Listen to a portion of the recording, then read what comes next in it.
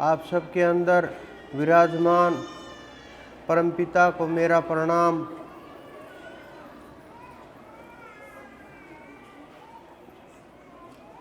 आज होली का त्योहार है।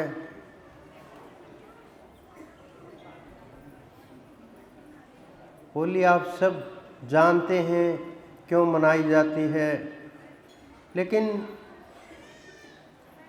आध्यात्मिक अर्थ अलग अलग होते हैं। इस शरीर के अंदर जब सब विषयों का दहन होता है, सब विकारों को नष्ट कर दिया जाता है, सब विषय विकार समाप्त हो जाते हैं, जल जाते हैं, तो उनकी होली मनाई जाती है। मानव एक एक अणुओं से रचना हुई इस प्रत्येक ब्रह्मांड के अंदर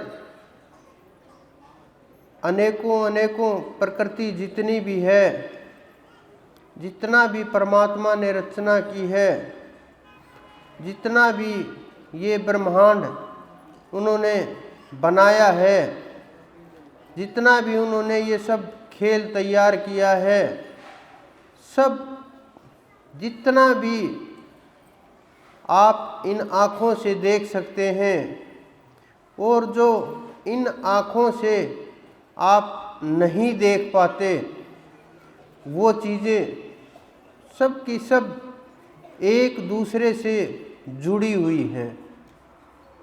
पहले भी जुड़ी हुई हैं, यहाँ पृथ्वी पर आने से और पृथ्वी से जाने के बाद भी जुड़ी हुई है।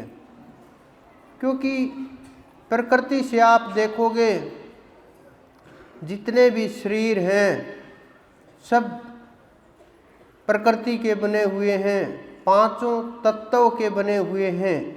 जितनी भी रचनाएं हैं सब अष्ट प्रकृति में आ जाती हैं और इसी के अंदर का सारा खेल घूमता रहता है, चलता रहता है।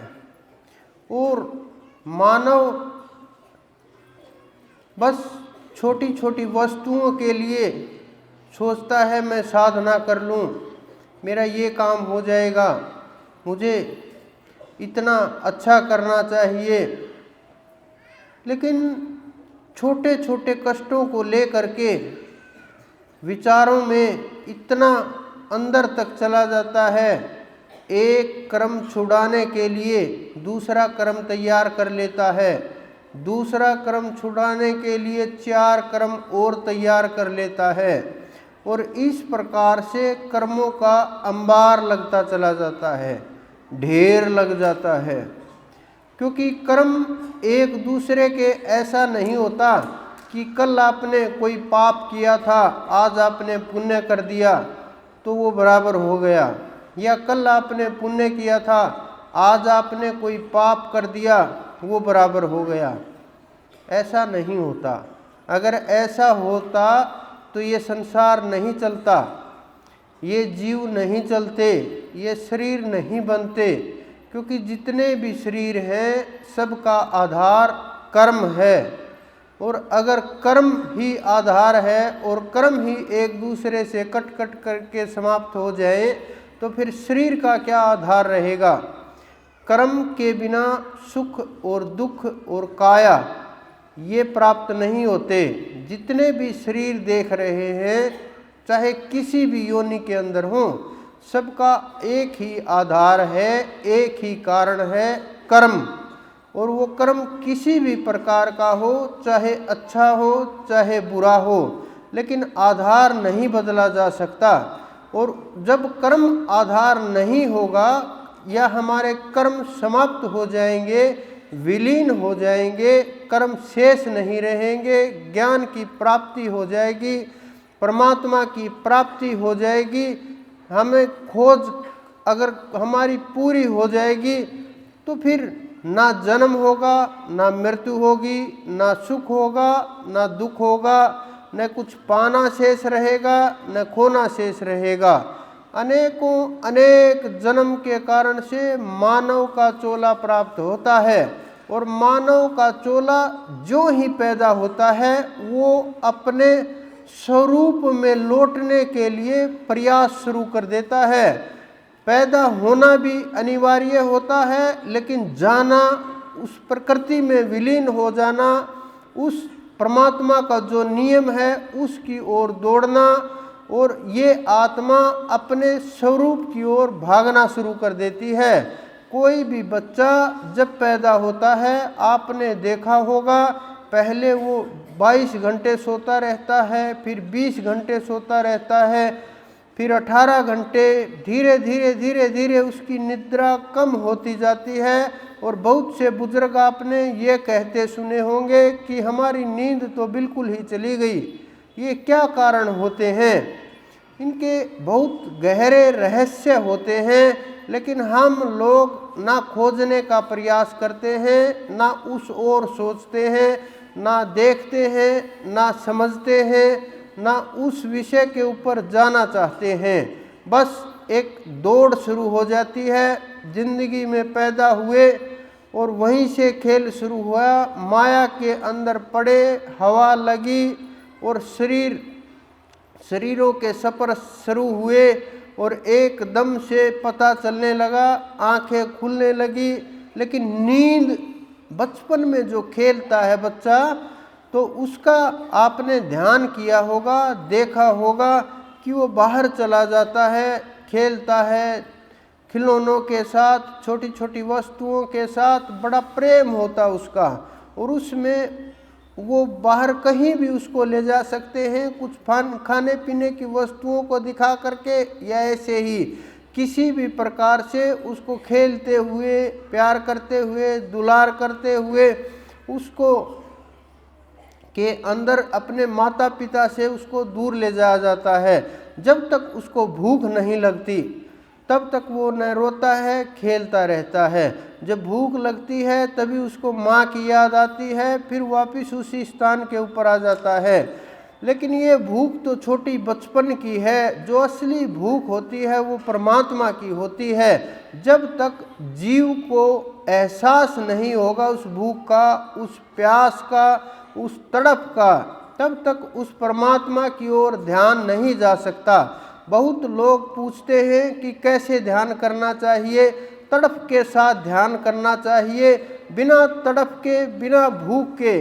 क्या आप जब पानी पीते हो, अगर आपको प्यास लगी हुई है, क्या आप पूछते हो कैसे पानी पीना चाहिए? नहीं पूछते, जहाँ मिला वहीं पी लोगे।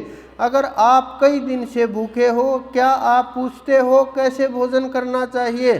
बिल्कुल भी नहीं। आप इंतज़ार नहीं करोगे कि डाइनिंग टेबल लगाएंगे और कुछ करेंगे, नहीं।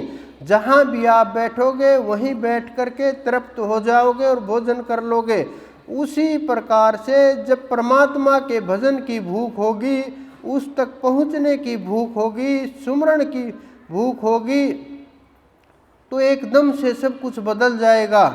लेकिन धीरे धीरे वो बच्चा बड़ा होता है, उसको और दूसरी चीज़ें अच्छी लगती हैं, उसको फिर पैसा अच्छा लगने लगता है, संसार की सुख सुविधाएं अच्छी लगने लगती हैं, उसमें वो फंसने लगता है। और धीरे धीरे जो उसको छोटी चीज़ें पसंद थी, जो उसको माता पिता पसंद थे, खिलौने पसंद थे और इधर उधर की चीज़ें पसंद थी, उनसे दूर होने लगता है। वो अपना शरीर के ऊपर ध्यान देने लगता है, मैं सुंदर दिखता हूँ, नहीं दिखता, अच्छा लगता हूँ, शरीर को सजाने के लिए क्या करना चाहिए, क्या अच्छा है, क्या सही है, ये नहीं सोचता। कहाँ जाना है ये भी नहीं सोचता। लेकिन वो धीरे धीरे उसमें संसार में फंस जाता है, उसका विवाह होता है, फिर वो स्त्री में फंस जाता है, और धीरे धीरे वो जब और अगली अवस्था में जाता है, फिर वस्तुएं बदल जाती हैं।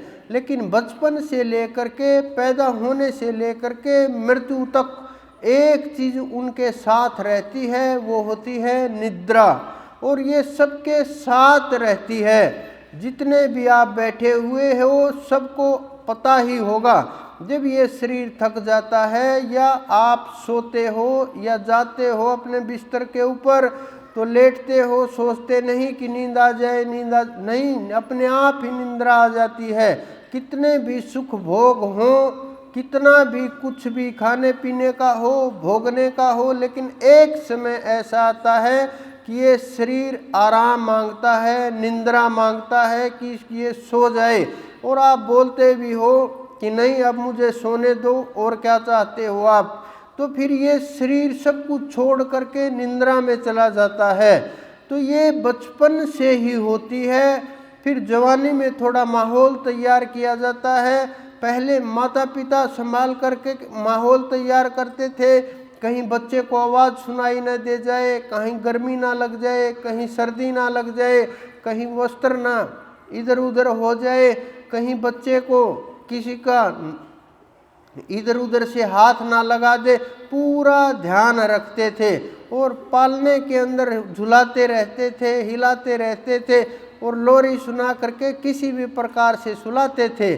लेकिन युवावस्था में फिर समय देखते हैं कि क्या चल रहा है, पता चल जाता है क्या अच्छा है क्या बुरा है, कैसे करना है, कैसे माहौल तैयार करना है, कैसे बिस्तर लगाना है, एसी चलाना है, पंखा चलाना, सुख सुविधा के अनुसार हम इस शरीर को सुख सुविधा दे करके जैसे निंद्रा का माहौल होता है उसी प्रकार से तैयार करते हैं।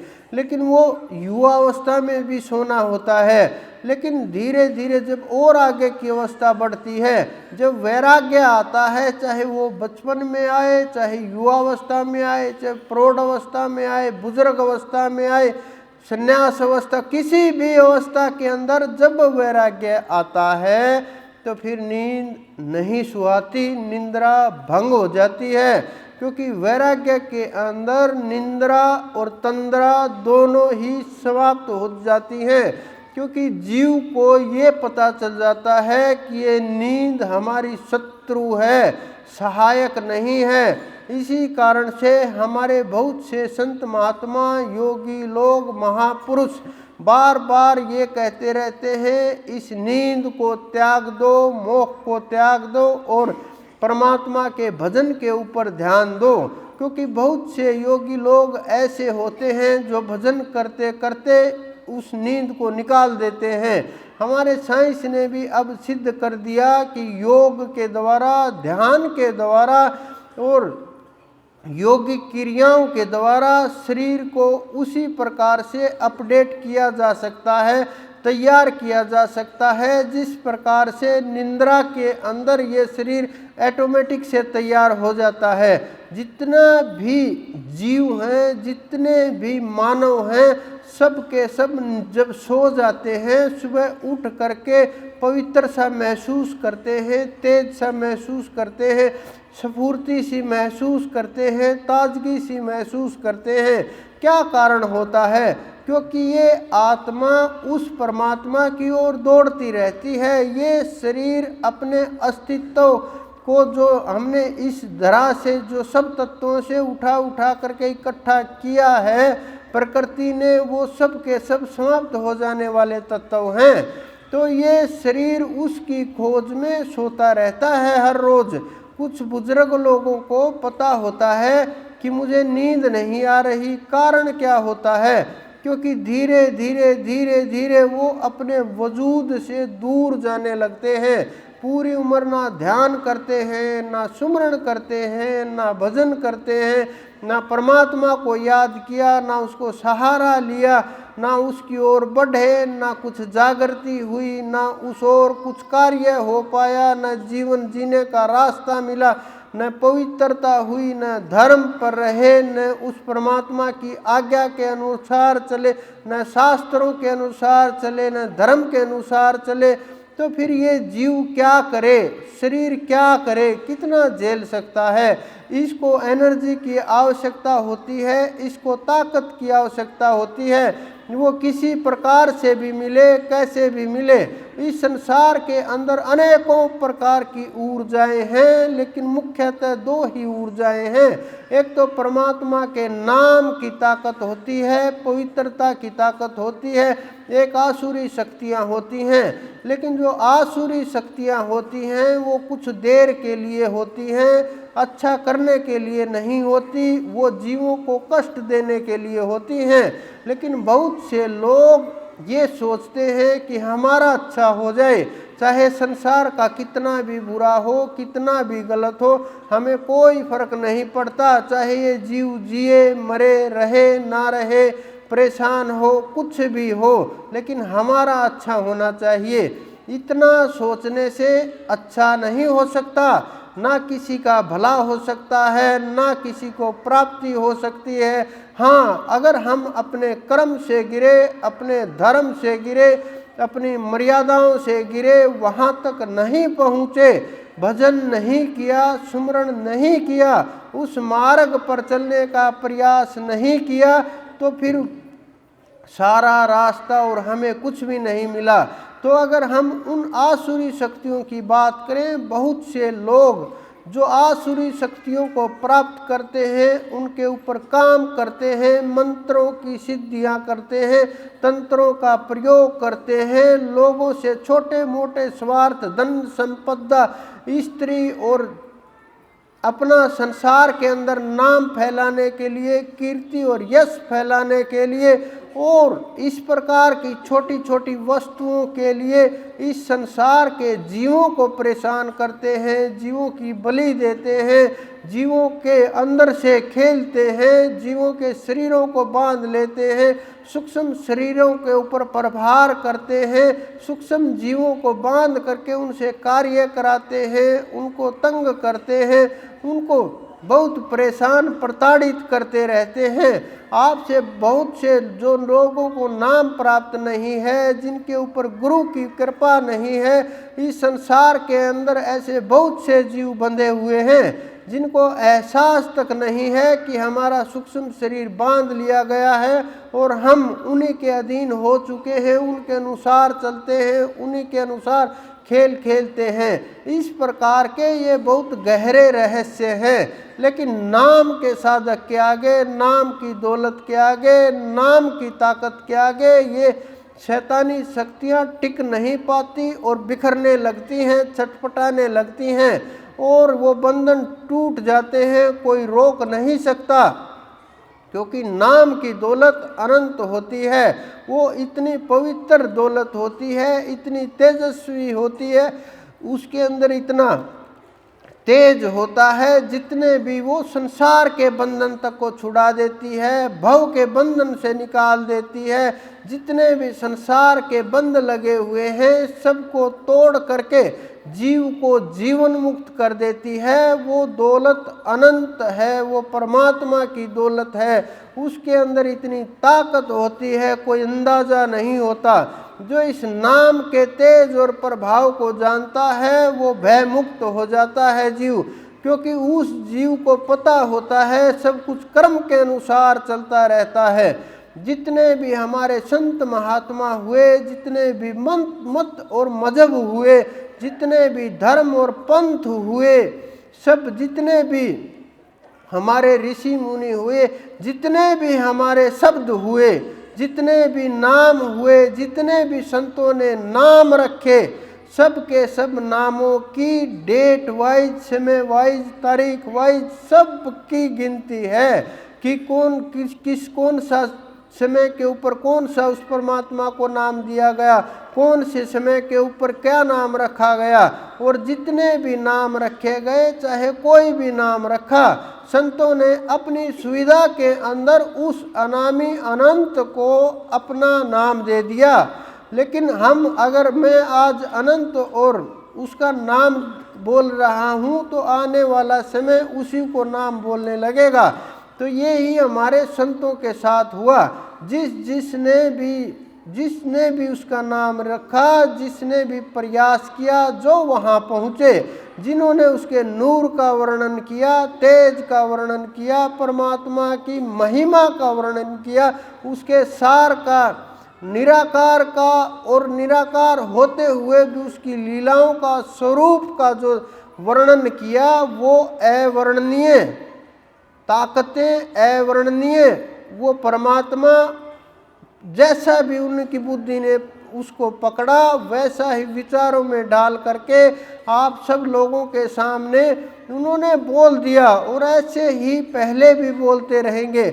लेकिन ये जितने भी नाम हैं, सब के सब नाम इस जीवा के द्वारा, मन के द्वारा, विचारों के द्वारा, बुद्धि के द्वारा, श्वासों के द्वारा रटे जाने वाले हैं। लेकिन जो नाम सदा से है वो आपके अंदर विराजमान है, चाहे इस संसार के अंदर कोई भी नाम ना रहे, क्योंकि जितने भी संत हुए उनसे पहले जो ताकत हुई, क्या उसको ये पता था शब्द क्या होता है? क्योंकि उस नाम का आधार शब्द नहीं होता, वो आप सबके अंदर विराजमान है।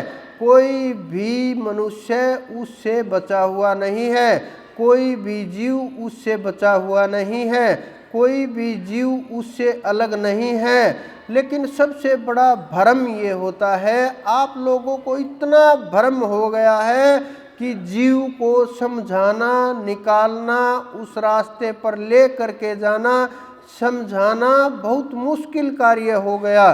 क्योंकि जिन्हें प्राप्त नहीं हुआ, जिन्हें परमात्मा मिला नहीं, ऐसे लोग बोल बोल करके रास्ता अलग अलग दिखाते रहते हैं और गलत रास्ते के ऊपर जीव को ले जाते हैं। न उन्हें खुद की समझ होती, न उन्हें पता होता क्या कर रहे हैं, क्या नहीं कर रहे, न उन्हें पता होता कैसे जीव को परमात्मा तक ले जाया जाता है, कैसे ध्यान किया जाता है, कैसे समाधि लगती है, कैसे शब्द के ऊपर पकड़ होती है, क्या सार है, क्या असार है, क्या तत्व है, क्या ज्ञान है, क्या स्वरूप है, क्या तेज है, ये पता नहीं होता।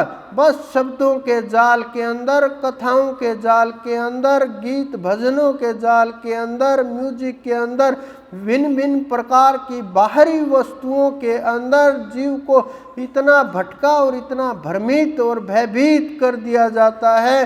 जीव डरता रहता है हर समय, हर पल, कि कहीं माया ना पकड़ ले, कहीं किसी प्रकार की विपत्ति ना आ जाए, कहीं हम किसी से दूर हुए झंझट पैदा ना हो जाए। ये सब गुरुओं का माया जाल है, जिससे जीव जकड़े जाते हैं, पकड़े जाते हैं, भ्रमित हो करके वहीं घूमते रहते हैं। ना सत्य की खोज होती, ना ज्ञान की खोज होती, ना परमात्मा की खोज होती। मुझे तो कई बार बड़ा आश्चर्य होता है, जिन्हें गुरुपद की तो छोड़ो, जिन्हें परमात्मा तक का ज्ञान नहीं, जिन्हें परमात्मा के नाम तक का नहीं पता, जो परमात्मा को विष्णु बोलते हैं, ब्रह्मा बोलते हैं, कबीर बोलते हैं, शेष बोलते हैं, महेश बोलते हैं, और भी जितने भी नाम हैं बोलते रहते हैं। और मैं सोचता हूँ यही नाम देते रहते हैं। बहुत बार सोचता हूँ मैं कि ये क्या चल रहा है संसार के अंदर, कि छोटे छोटे जो खेल हैं वो अजीब सी संसार के अंदर धारणाएं बन गई हैं, और उन्हीं के ऊपर हम लोग दौड़ते हैं, भागते हैं, प्रयास करते हैं। लेकिन मानव जीव को ये नहीं पता होता हम किस रास्ते पर जा रहे हैं, क्या सही है, क्या गलत है, कैसे प्राप्ति हो, नहीं पता होता।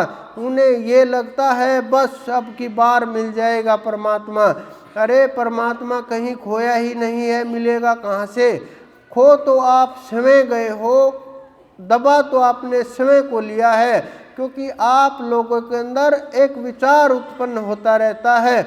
जो सबके अंदर होता है वही आपके अंदर भी हो रहा होगा, कि मेरे अंदर इतना काम भरा हुआ है, मैं तो कामी हूँ, मेरे अंदर इतना क्रोध भरा हुआ है, मैं तो क्रोधी हूँ, मेरे अंदर इतने विचार हैं तो कैसे परमात्मा मिलेगा, मेरे अंदर इतना लोभ है, लालच है, कैसे परमात्मा मिलेगा, हम तो धसे हुए हैं कीच के अंदर, कैसे परमात्मा मिलेगा, मैंने तो शादी करा ली, कैसे परमात्मा मिलेगा। मेरे अंदर तो लाखों कमियां हैं, मेरे को कैसे परमात्मा मिलेगा। लेकिन आप एक बात को बिल्कुल ही भूल गए, आपके दिमाग के अंदर वो विचार ही नहीं कि बिना परमात्मा के आपका शरीर नहीं चल सकता। आपके अंदर अगर वो परमात्मा नाम की ताकत नहीं है, परमात्मा नाम की सत्ता और शक्ति नहीं है, अगर वो आत्मा नाम की ताकत और सत्ता नहीं है, अगर वो परमात्मा आप अंदर विराजमान नहीं है, तो आप एक पल भी नहीं जी सकते। एक पल भी उसकी तरफ जब आपका ध्यान जाएगा तो आपको याद आएगा कि परमात्मा कुछ अलग ही ताकत है, अलग ही पहचान है, अलग ही तेज है। और हम भ्रम के अंदर, भूल के अंदर अपना अस्तित्व और वजूद मिटा चुके हैं। सबसे बड़ी बात और सबसे बड़ी गलती जीवन में एक ही होती है कि अपने आप को शरीर मान लेना, कि आपने अपने आप को शरीर मान लिया। और ये सबसे बड़ा भ्रम होता है। इससे बड़ा भ्रम इस संसार के अंदर दूसरा कोई भी नहीं है। लेकिन जो आपके अंदर विराजमान है, जो तत्व है, जो सदा से था, है, रहेगा, न मिट सकता, न जलाया जा सकता, न घटाया जा सकता, न मृत्यु होती है, न उत्पन्न होता है, न जागता है, न सोता है, न अपवित्र होता है, न कोई इसको पवित्र कर सकता है, न उसका तेज कम होता है, न ज़्यादा होता है। ऐसा कौन सा तत्व है जिसका वर्णन उन्होंने गीता जी के अंदर, वेदों के अंदर, सब ग्रंथों के अंदर, संतों की वाणियों के अंदर, सदग्रंथों के अंदर, संतों के मुख से और अवतारों के मुख से जिन्होंने वर्णन किया है, वो कौन सा सार तत्व है? आप लोग भूल गए हैं। और यही भूल हमारा सबसे बड़ा दुख का कारण होता है। सोए हुए जीव को जगाया जा सकता है, जागे हुए जीव को कैसे जगाया जाए, ये बहुत ही मुश्किल बात होती है। आप खोजते रहो परमात्मा को, भिखारियों की तरह से ढूंढते रहो। जिस प्रकार से एक भिखारी अपना पात्र ले करके घर घर डोलता रहता है, दुकान दुकान डोलता रहता है, बाजार बाजार डोलता रहता है, सड़क सड़क डोलता रहता है, मांगता रहता है, ढूंढता रहता है, लेकिन वही भिखारी के आप ना कुछ उसका इस्तेमाल कर पाता है, ना उसका कुछ पता होता है। और इसी प्रकार से मांग मांग करके अपना जीवन बेकार और बर्बाद कर देता है, ना उसका कुछ लाभ मिल पाता है, दो दो कौड़ी के लिए इधर उधर भटकता रहता है। उसी प्रकार से ये संसारी जीव छोटी छोटी वस्तुएं मांगने के लिए, प्राप्त करने के लिए इधर उधर भागते रहते हैं, दौड़ते रहते हैं, प्रयासरत रहते हैं। लेकिन जो जीव परमात्मा की खोज में प्रयासरत होते हैं, वहाँ पहुँचने के लिए प्रयासरत होते हैं, उस रास्ते पर भागते हैं, उन्हें इधर उधर भागने की आवश्यकता नहीं होती। क्योंकि संसार के अंदर सब प्रकार की व्यक्ति मौजूद हैं, सब प्रकार की आत्माएं मौजूद हैं, सब प्रकार की सत्ताएं मौजूद हैं, जो आपको ये एहसास करा दे आप ही के अंदर ब्रह्म है, आप ही ब्रह्म हो, आपके अंदर वो परमात्मा नाम की दौलत है, आपके अंदर वो परम सत्ता है, आपके अंदर वो जागृत तत्व है, आप ही वो परमात्मा हो। जब आपको ये एहसास होगा, जब आपको झटका लगेगा बिजली की तरह से एकदम से, कि जब ज्ञान हो जाएगा, जब समय की खोज हो जाएगी, तब आपको ये पता चलेगा हम खोज किसकी कर रहे थे, कहाँ भाग रहे थे, कहाँ दौड़ रहे थे, किसके पीछे दौड़ रहे थे, क्या मिला हमें, क्या खो दिया हमने, कैसे प्राप्त किया और क्या प्राप्त किया। अपने सोचते हो आप भाग भाग करके, दौड़ दौड़ करके कुछ भजन कर रहे हो, इकट्ठा कर रहे हो, साधना कर रहे हो, योग लगा रहे हो, ध्यान लगा रहे हो, किसी भी प्रकार से आप अगर साधना कर रहे हो, आप समझ रहे हो ये इकट्ठा हो रहा है, इकट्ठा हो रहा है। लेकिन सच्चाई थोड़ी सी इसके विपरीत है। ये सच्चाई है कि जितना आप इस ओर कदम बढ़ा रहे हो उतना आपको प्राप्त नहीं हो रहा। ये सब आपका अस्तित्व मिटाने का प्रयास है। आपके अंदर जो ये शरीर का अहंकार है, मेरे बाजुओं में ताकत है, मेरे हाथों के अंदर इतनी शक्ति है, मेरे दिमाग के अंदर इतनी तीव्रता और तेज है, मेरी इतनी तेज बुद्धि है, मैं डरता नहीं, निडर हूँ, मेरे पास इतने पैसे हैं, मेरे पास इतनी दौलत है, मेरे पास इतनी शोहरत है, मैंने ये किया वो, ये सब के सब जितनी भी बातें आप सोच सकते हैं, जितनी भी बातें विचार आपकी बुद्धि के अंदर आते हैं, सब के सब सोच और विचार, सबका सब कुछ, ये समझिए ये सब को आपको रोकने के लिए माया का जाल है। और आपने समय तैयार कर लिया, ये नहीं किसी ने आकर के आपको रोक दिया। और जो नाम लेने के बाद जो खेल शुरू होता है, कुछ जीव सपनों के जाल में खो जाते हैं कि मुझे ये आज दिखाई दिया, कल नहीं दिखाई दिया, कल वो दिखा, कुछ दिखना चाहिए, वो भी भ्रम जाल है सारा। आप ये समझिए सार तत्व केवल आप हो, दूसरा कोई भी नहीं। अगर आपने स्वयं की खोज कर ली, प्राप्ति कर ली, न दूसरा किसी को जानना है न किसी को पाना है, तो जितनी भी विधियां लगाई जाती हैं, जितनी भी युक्तियां लगाई जाती हैं, जितना भी प्रयास किया जाता है, जितना भी संघर्ष किया जाता है, जितना भी आसन सिद्ध किया जाता है, जितना समाधि में जाया जाता है, सबका सब कुछ एक ही उद्देश्य है कि हमें अपने आप को मिटा देना है, शरीर के अहंकार को समाप्त कर देना है। जब आप गहरी निंद्रा में हो या समाधि में हो, आपकी जब समाधि शुरू होती है तो उस समय एहसास ही नहीं रहता कि ये शरीर है या नहीं है। शरीर का एहसास समाधि के शुरुआत में ही मिटने लगता है, लेकिन समाधि का जब गहरा अभ्यास होता है तो उस अभ्यास के बाद तो बैठे रहो, चाहे खड़े रहो, चाहे लेटे रहो, चलते रहो, ध्यान एकाग्र हो जाएगा। नाम तभी एहसास होगा क्या वो नाम है, क्या सार है, कौन सा ऐसा नाम है जो न वेदों के अंदर है, न ग्रंथों के अंदर है, न पूजा से प्राप्त होता है, किसी प्रकार से भी, न मुख से न वाणी से, किस प्रकार से प्राप्त होता है। जितनी भी साधनाएं की जाती हैं, जितना भी प्रयास किया जाता है, जितना नाम सिमरण किया जाता है, जितने भी हाथ पैर मारे जाते हैं किसी भी तरफ से, चाहे गंगा स्नान से लेकर के ब्रज परिक्रमा तक, सब के सब ये खेल अपने आप को, अपना वजूद मिटाने के लिए हैं। लेकिन वहाँ जा कर के हम अपने वजूद को और बुरी तरह से पकड़ लेते हैं। जब हम अपने शरीर को और अपने वजूद को और बुरी तरह से पकड़ते हैं तो फिर हम उस परम तत्व से, उस आत्म तत्व से और दूर चले जाते हैं।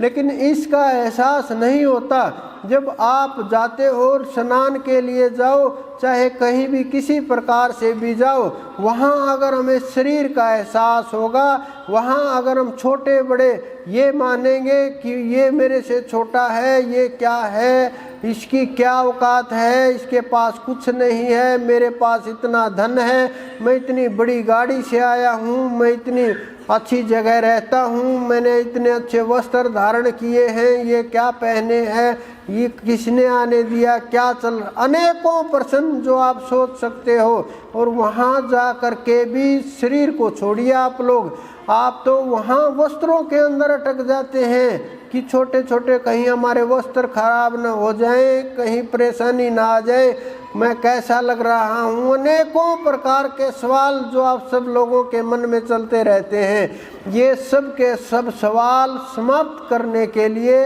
आप वहाँ गए थे। और जब सब के सब सवाल ये डबल दुगनी रफ्तार से चलने लगे तो तीर्थ का महत्व नहीं रहा।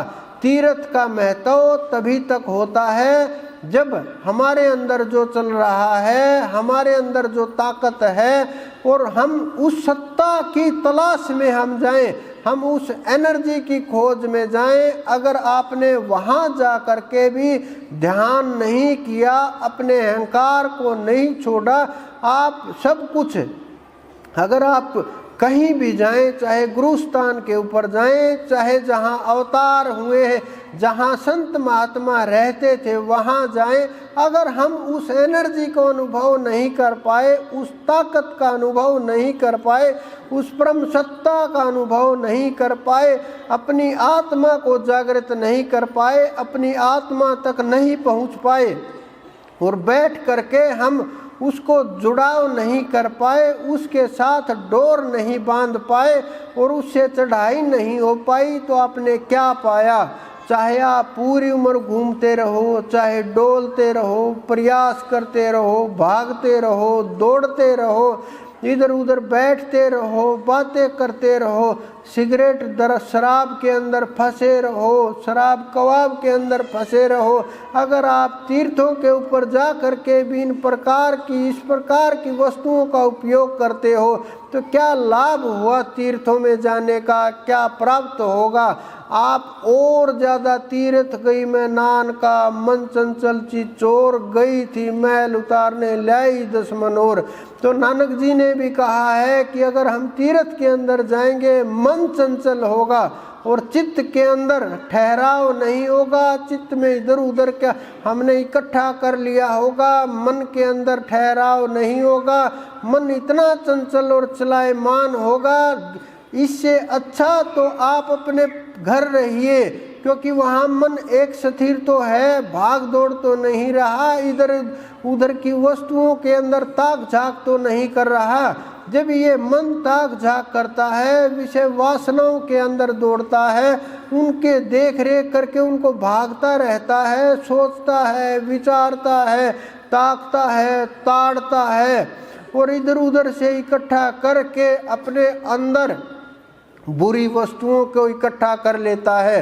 क्या फायदा होगा? कहीं भी चले जाओ आप, किसी भी स्थान के ऊपर चले जाओ आप, कितना भी आप दौड़ भाग करते रहो, खाली हाथ ही जाओगे, खाली हाथ ही आए थे।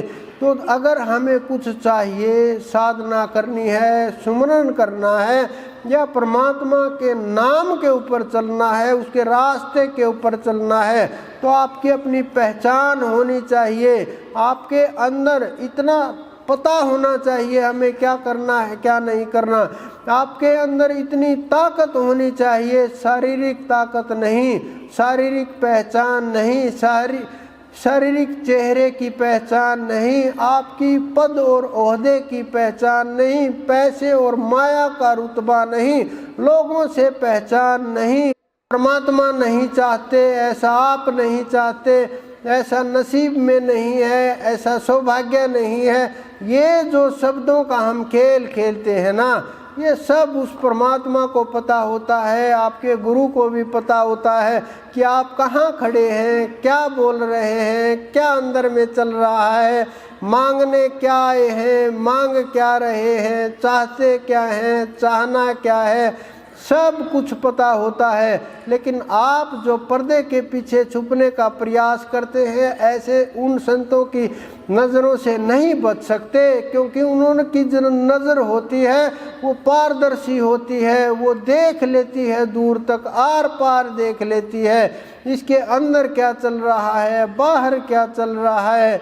ये चीज़ें तो जो छोटी छोटी सिद्धियां करते हैं वो भी देख लेते हैं, लेकिन संतों में और उनमें बड़ा भेद होता है। और इस रहस्य को जब आप समझ जाओगे, जब आप जान जाओगे, जब आप खोज करोगे, जब प्राप्ति होगी, जब उस ओर बढ़ोगे, तब आपको पता चलेगा आप कैसे जीव हो, क्या लेने के लिए आए हो, क्यों यहाँ तक पहुँचे, क्या कारण था, क्या ये छोटे छोटे कार्य के लिए आए हो आप? बिल्कुल भी नहीं। आपका उद्देश्य और है, बिल्कुल वो उद्देश्य बहुत बड़ा है। ये छोटे छोटे कार्य, छोटे छोटे कष्ट, छोटी छोटी परेशानियां इसलिए उत्पन्न होती हैं ताकि हम खोज करें और वहाँ तक पहुँच जाएं जहाँ हमें पहुँचना है। कोई कुल देवता प्रयास करता है कि हमारे परिवार का सदस्य अगर पूर्ण गुरु के पास चला जाए तो मेरा भी कल्याण हो जाए, इनका भी कल्याण हो जाए। बहुत पितर भी प्रयास करते हैं, एनर्जी पैदा करते हैं, उठा उठा करके लेके आते हैं कि मेरा भी कल्याण हो जाए, इनका भी कल्याण हो जाए। क्योंकि संतों के अंदर इतनी अक्षमता होती है। जब गंगा माँ ने सवाल किया, गंगा जी ने सवाल किया कि मैं तो सबके पाप हरूंगी, लेकिन मेरा पाप कैसे हरा जाएगा, कौन हरेगा, किसके अंदर इतनी अक्षमता होगी कि मैं सारे जगत का भार उठाती रहूं और कौन किस प्रकार से पाप हरण हो। तो उन्होंने कहा संतों के चरण, आसुरों के साथ साथ जब संतों के चरण आपके अंदर पड़ेंगे तो पाप अपने आप समाप्त होने लगेगा। तो उसी प्रकार से जब संतों के दर्शन होते हैं उनका प्रभाव तेज इतना होता है, जीव का सब कुछ बदलने लगता है। कितना भी छोटा जीव हो, चाहे मानव योनि के अंदर हो या ना हो, चाहे किसी भी प्रकार का जीव हो, अगर वो संतों के आसपास रहता है तो उस एनर्जी को महसूस करता है, चाहे वो पक्षी हो, कुछ भी हो। क्योंकि उसके अंदर जो सत्ता होती है वो आपस में तालमेल करती है, उसके अंदर जो आत्माएं होती हैं वो प्रभाव करती हैं, उसके अंदर जो ताकत होती है वो एक होती है दोनों के अंदर, क्योंकि दोनों एक दूसरे के साथ जुड़े हुए हैं। हमारा साइंस खोजता रहता है लेकिन उस तत्व तक नहीं पहुंच पाया। पहले अणु तक पहुंच गया, अणु को तोड़ करके परमाणु तक पहुंच गया, परमाणु को तोड़ करके इलेक्ट्रॉन, प्रोटॉन, न्यूट्रॉन तक पहुंच गया। उसको तोड़ करके, तोड़ना बड़ा मुश्किल होता है। इन चीज़ों को बहुत लोग पढ़े लिखे बैठे होंगे, वो समझ सकते हैं कि सूर्य के अंदर 1.5 करोड़ डिग्री तापमान होता है। अंदाज़ा लगाइए आप, सूर्य के मध्य में कितना तापमान हुआ, और धरा के ऊपर जब हल्का सा तापमान होता है तो कितना लोग छटपटाने लगते हैं। 1.5 करोड़ डिग्री कितना तापमान होगा। लेकिन उन चीज़ों को तोड़ने के लिए, उसको तोड़ने के लिए 2 करोड़ डिग्री टेम्परेचर चाहिए, तब वो टूट के क्वार्ट्स बन जाता है। और वो फिर, लेकिन ये वहीं पूरा नहीं हुआ, साइंस हमारा यहीं तक पहुंचा है।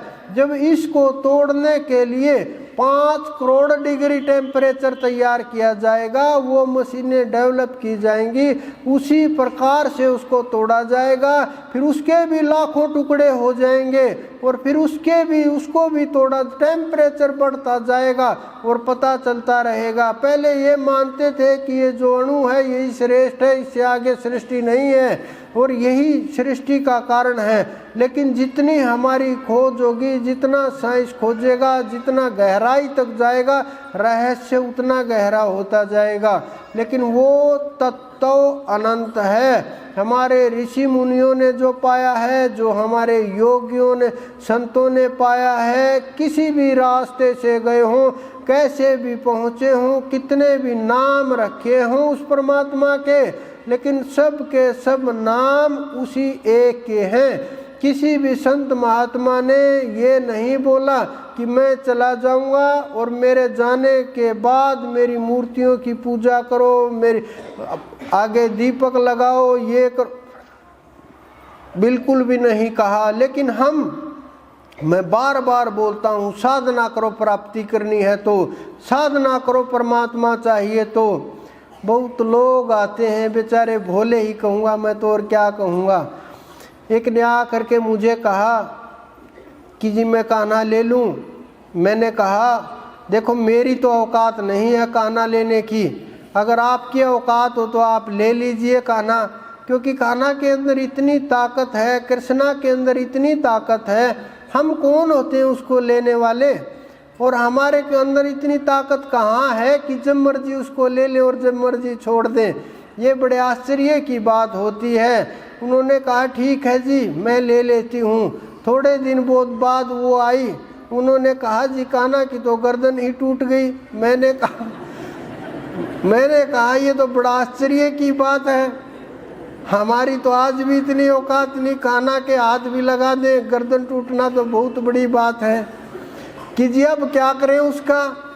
कि मैंने कहा ये तो आप देखो, मैंने तो ना दिया उनको, ना मैंने लिया उनको, ना इस प्रकार से हम खेल खेलते हैं, क्योंकि मेरे कान्हा तो वो हैं जिसकी ना गर्दन है, ना टूटती है, ना जुड़ती है, न पैदा होते हैं, ना नष्ट होते हैं, ना मिलते हैं, ना खोते हैं, जो आप सबके अंदर होते हैं, क्योंकि वो कभी समाप्त नहीं होते, न वो कभी अजर होते हैं। और ये तो सोचना भी मत कि वो अमर होते हैं, क्योंकि अमर शब्द भी शब्दों के अंदर बांध दिया गया, कि समय के अंदर बांध दिया गया, समय उनके अधीन होता है, समय उनके पैर के नीचे नाचता रहता है। कितनी ताकत होगी उसके अंदर। आप लोग उस परम सत्ता को नहीं पहचानते, आप लोग उस साधना को नहीं पहचानते, आप लोग उस ज्ञान की ओर नहीं बढ़ते। मैं कहता रहता हूँ ध्यान करो आप संसार के अंदर डोलते रहते हो, आप संसार में भागते रहते हो। मैं समझाता हूँ बार बार कि नहीं, ये रास्ता नहीं है, क्योंकि मुझे अनुभव है, परमात्मा ने जो मुझे रास्ता दिखाया, हम वहीं से गुजर करके आए हैं जहां आप भाग रहे हो। लेकिन ये ज़रूरी नहीं कि जितना संघर्ष हमने किया, जितनी दौड़ भाग हमने की, जितना प्रयास हमने किया, जितना समय हमने गवा दिया उसको पाने में, आप भी उतना ही समय लगाएं। बिल्कुल भी ज़रूरी नहीं, क्योंकि मार्ग दिखाने वाला अगर ना हो तो बहुत समय लग जाता है। जब एहसास हो और मार्ग दिखाने वाला हो, हाथ पकड़ करके ले जाने वाला हो, फिर भी भाग भाग करके कोई कुएं में कूदे वो निकालता रहे, फिर कूद जाए फिर निकालता रहे, रास्ता दिखाए रास्ते पर नहीं चले। मैं बोलूँ इधर जाओ, उधर नहीं दूसरी तरफ, मैं बोलूँ ये करो, वो नहीं दूसरी तरफ।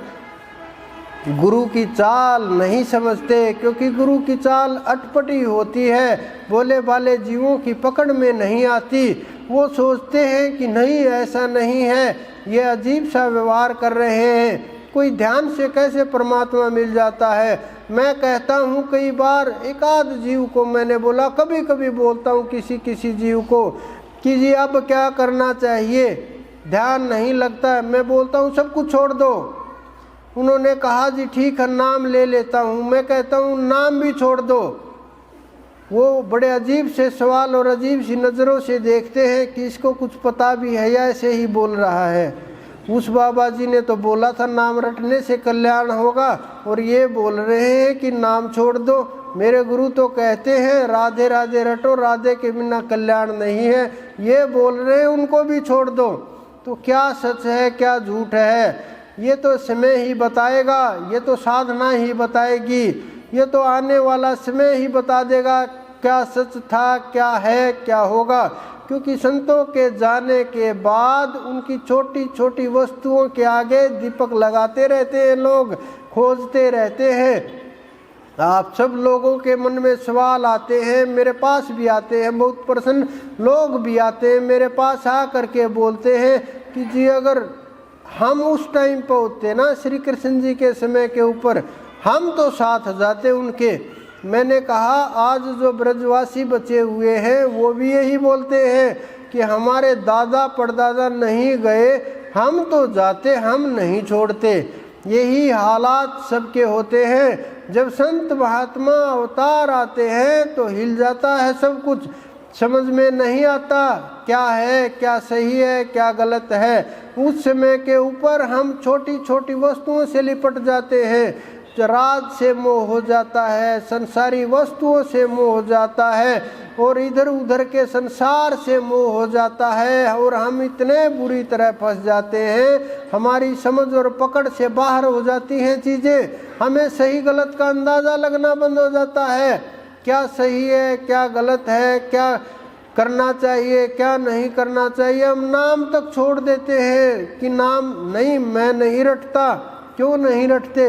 फिर हम उसी के अंदर फंस जाते हैं। मैं बार बार समझाता हूँ, मेरे पास बहुत जीव आते हैं, आ भी रहे हैं, आपके बीच में बैठे हुए भी हैं, कुछ जीव दूर भी हैं हमारे से, और सबको पता, मैं बार बार रास्ता दिखाता रहता हूँ, ये सही रास्ता है, ये गलत रास्ता है, परमात्मा का ये मार्ग है, साधना का ये मार्ग है, ध्यान का ये मार्ग है, प्राप्ति का ये मार्ग है। मैं बार बार चिल्ला चिल्ला करके बोलता रहता हूँ। उन जीवों को भी पता है सही क्या है, गलत क्या है, लेकिन उस रास्ते के ऊपर चलना नहीं चाहते। और जब तक आप अंदर से उस मार्ग पर चलना नहीं चाहोगे जो आपको उस परमपिता तक ले करके जाए, जो आपके मन के अंदर सवाल इच्छाएं हैं उनको मिटा दे, जो आपको उठा करके उस सच्चे बादशाह तक ले जाए, जो आपकी आत्मा को उस परमात्मा तक ले करके जाए, आप जागे हुए जीव हो जाएं, आपके अंदर जो खेल चल रहा है उसको समझ पाएं। ये बहुत गहरे रहस्य की बातें होती हैं। कुछ लोग सपनों में खोए रहते हैं कि आज मुझे वो दादाजी दिख गए, आज मुझे पितर दिख गए, आज देवी के दर्शन हुए, नवरात्रे चल रहे हैं जी, बहुत शुभ होगा, कुछ न कुछ अच्छा। मैंने कहा क्या शुभ समझते आपकी, कुछ न कुछ पैसा आएगा। तो ये जो खेल चल रहा है ये सीमित है, ये आपको वहाँ तक नहीं ले जा सकता। मैं जहाँ तक आपको ले जाना चाहता हूँ वो परम सत्ता पर दिखाने के लिए, वो उनको समझाने के लिए डांट फटकार का सहारा ले करके इस प्रकार से आपको तारते रहते हैं, जीवों को कल्याण करते रहते हैं, मार्ग दिखाते रहते हैं, और अपने जीवों को बड़े संभाल करके, क्योंकि संत जो होते हैं प्रत्येक जीव से प्रेम करते हैं, प्रत्येक जीव से उनका अपना जुड़ाव होता है। उन्हें पता है कि जो आज ये चीटी बनी हुई है, आज ये हाँ यहाँ आसपास है, पिछले जन्म में कहाँ ये साथ था हमारा, आज जो ये जीव पशु हमारे चारों तरफ घूम रहे हैं किस जन्म के हमारे ये साथी होंगे, उन्हें दिव्य दृष्टि से पता चलता रहता है।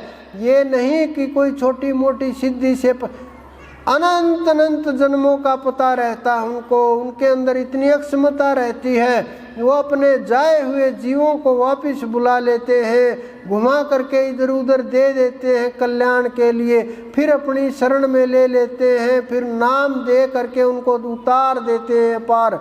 कुछ ऐसे भी महात्मा हुए इतिहास के अंदर जिन्होंने शरीरों को इधर उधर करके अपने शिष्यों को पहले भेज दिया, बाद में आप गए, क्योंकि ये खेल होता है। कोई किसी प्रकार से खेलता है, कोई किसी प्रकार से खेलता है। जो जीवों का कल्याण करना संत जानते हैं वो अपने हिसाब से, आपकी नज़र में वो लोग समझो मर जाते हैं या उठ जाते हैं या वजूद ख़त्म हो जाता है, लेकिन संतों की नज़र में उनका वजूद अलग होता है। उनके ऊपर दया करनी होती है, कृपा करनी होती है, वो दयावान हैं, क्योंकि वो जानते हैं पहले इसको पहुंचा दो, क्या पता आगे क्या होगा, आगे अगर ये नहीं गया तो फिर जन्म होगा, बेचारा फिर दुखी होगा, इतना परेशान होगा। कोई धरती के ऊपर संत मिले ना मिले, संत मिल जाए गुरु ना मिले तो भी अटकाव रहता है, अगर गुरु मिल जाए पूर्ण ना हो तो भी जन्म की हानि होती है। अगर पूर्ण गुरु की प्राप्ति हो गई तो समझो कल्याण का मार्ग वहीं से खुल गया। तो साधना के बिना, सुमरण के बिना, ध्यान के बिना जितना भी आप भागते रहो, बाहर की पूजा पाठ करते रहो, कितने भी दौड़ते रहो, कितनी भी साधनाएं करते रहो, किसके लिए कर रहे हो अब यह साधनाएं?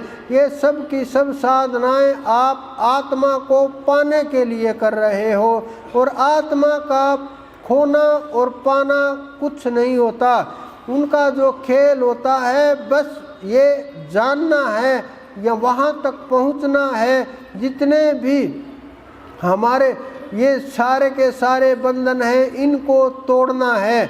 जो जितना बंधा हुआ है, जो जितना अटका हुआ है, जो जितना फंसा हुआ है संसार के अंदर, उतना ही भ्रमित है, उतना ही उस आत्मा से दूर है, उसको उतनी ही जानकारी नहीं है। जिसने उस आत्मा की खोज कर ली, जिसने उस आत्मा को पा लिया, जिन्होंने अपने को खोज लिया, उनको न शास्त्र पढ़ने की आवश्यकता है, ना वेद पढ़ने की आवश्यकता है, ना ग्रंथों की आवश्यकता है, न किसी पूजा पाठ की आवश्यकता है, ना नाम ध्यान की आवश्यकता है। क्योंकि बहुत से जीव ये सोचते हैं कि अगर हमने प्राप्त कर लिया तो फिर क्या करना है, फिर ये बोलने की आवश्यकता नहीं होती क्या करना है, क्योंकि वहीं ध्यान लग जाता है। वहाँ ना कि नाम रटे ना रटे ये तो सवाल ही पैदा नहीं होता, क्योंकि वो सार शब्द जाग जाता है। जब वो सार शब्द जागता है, वो सार नाम जागता है जो आपके अंदर है, जो सब नामों से पहले था, जो सब भाषाओं से पहले था इस संसार के अंदर। आप देखिए, जब ये मानव की सृष्टि नहीं थी, वैज्ञानिक भी बोलते इससे पहले दूसरी सृष्टि थी जहाँ डायनासोर घूमते रहते थे, उससे पहले कोई और सृष्टि होगी, उससे पहले कोई और सृष्टि होगी। और मानव की जो सृष्टि है ये चल रही है, ये वातावरण के अनुसार चलता है। सब कुछ खेल जीवों के कर्मों के अनुसार ये खेल चलता है। जब ये कर्म के ऊपर प्रभाव होने लगता है, कर्म का चक्कर चलने लगता है, धीरे धीरे शरीरों के रूप बदलने लगते हैं और एक सृष्टि खत्म होती है, दूसरी शुरू होती है। लाखों करोड़ों जीव विलुप्त हो चुके हैं, उसी प्रकार से लाखों करोड़ों जीव नए उत्पन्न हो गए हैं। ये कहाँ से आते हैं जीव, कहाँ जाते हैं? आप किसी भी फल को लीजिए, किसी भी वस्तु को लीजिए, उसको रखिए, चाहे दूध रखिए, दही रखिए और कुछ रखिए, धीरे धीरे उसमें क्रिया शुरू हो जाती है, क्रिया की प्रतिक्रिया होगी। उसमें आप देखते हो कि इसमें तो जीव पैदा हो गए, इसमें तो कीड़े लग रहे हैं, कीड़े चल रहे हैं, क्या घटनाएं होती हैं, कहाँ से आते हैं वो? कभी सोचा है आपने कि एकदम से बारिश हुई, मेंढक एकदम से बाहर आ गए, कहाँ से आया वो सब कुछ?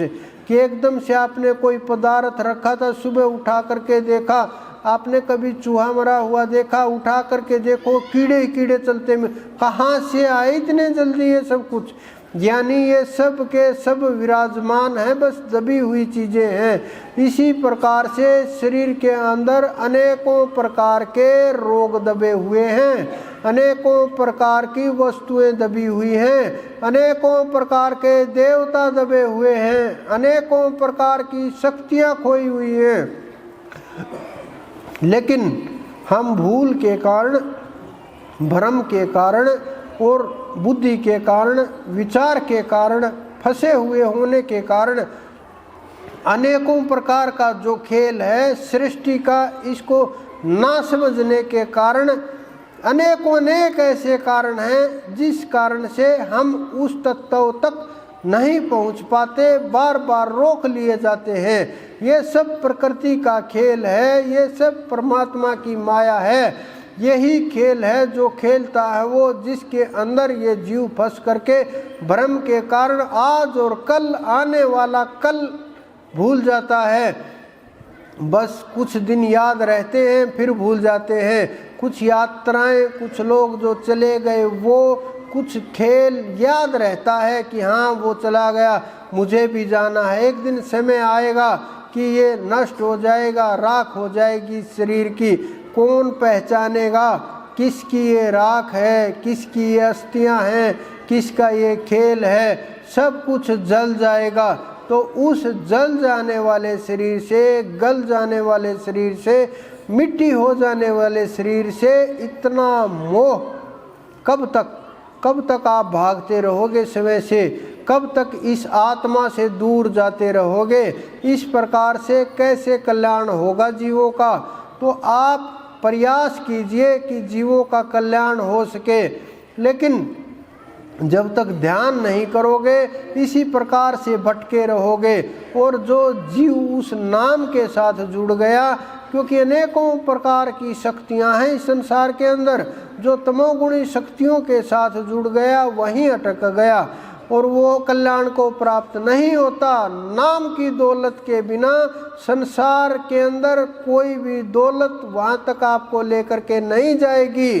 जो ये गुरु गुरु गुरु गुरु कर रहे हैं, जिसके पास परमात्मा का दिया हुआ गुरुपद नहीं है, जिसके हाथ में परमात्मा ने डोर नहीं पकड़ाई है, जिसको परमात्मा ने स्वीकार नहीं किया है, जो वहाँ तक समय नहीं पहुँचा, वो आप लोगों को किस प्रकार से ले जा सकता है।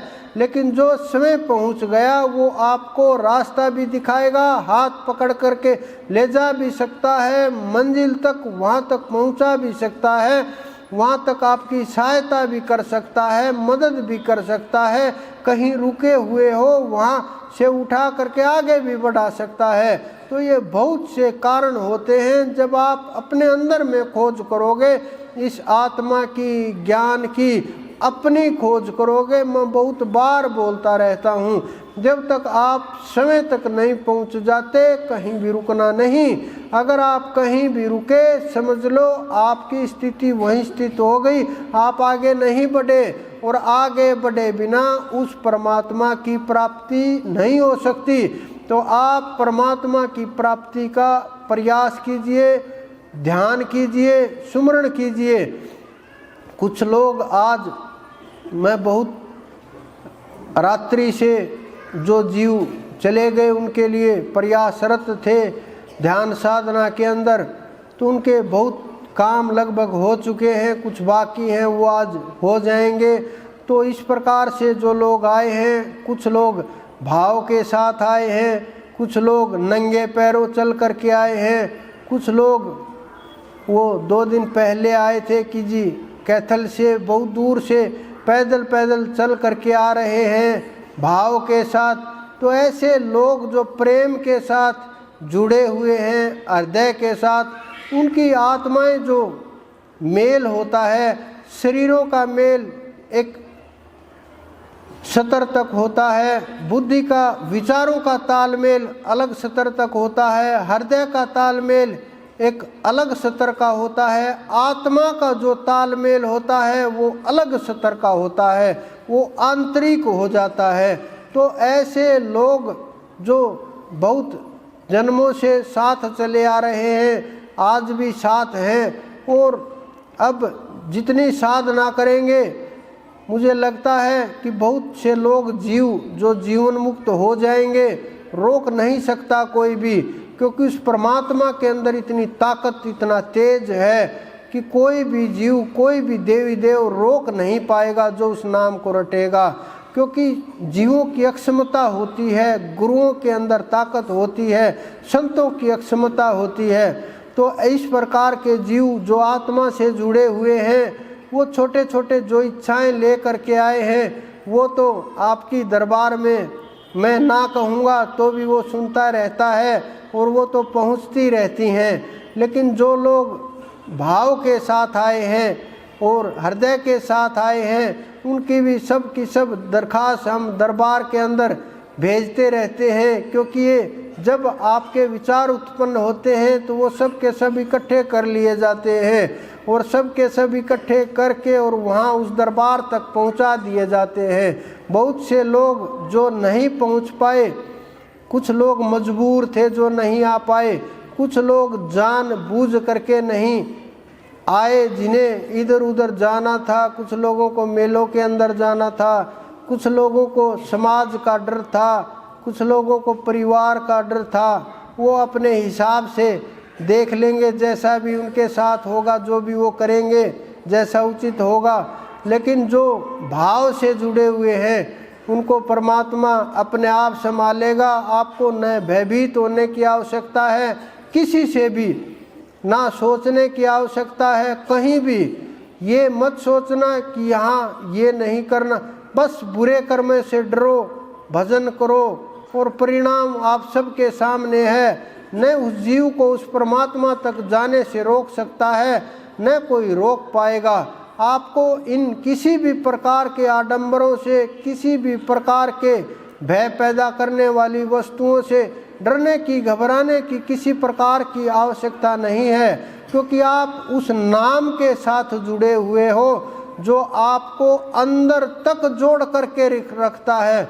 जब आपके शरीर ही सूक्ष्म शरीर ही तेजस्वी होंगे, आत्मा ही तेजस्वी होगी, तो ये तंत्र कुछ नहीं कर पाएगा, क्योंकि नाम की दौलत के आगे कोई ताकत ठहरती नहीं है। और नाम की ताकत उस परमात्मा के साथ जुड़ती है तो सब छिन्न भिन्न हो करके छटपटाने लगता है। मेरे पास एक जीव आया, मैंने बहुत समझाया, बहुत भयभीत कि जी नहीं, मेरा तो वो मुसलमान लोग ये कर देंगे, मुझे बांध लिया। बहुत भयभीत, आप सोच नहीं सकते, बहुत तंत्र का प्रभाव। लेकिन जब नाम की दौलत शुरू होती है फिर सोचना नहीं पड़ता, सब के सब तंत्र अपने आप भागने लगते हैं। तो आप निर्भय हो जाइए, बिना सोचे ही अपनी भजन ध्यान में मस्ती कीजिए।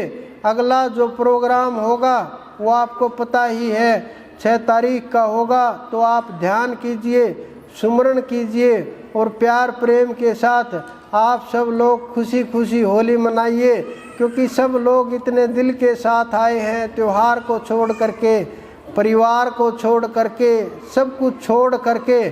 जब आप मेरे दरबार तक नहीं कहूँगा, मेरे गुरु के दरबार तक जब आप आए हैं तो आपको खुश ये बोलने की आवश्यकता नहीं होगी, खुशी तो आपके आसपास घूमती रहेगी।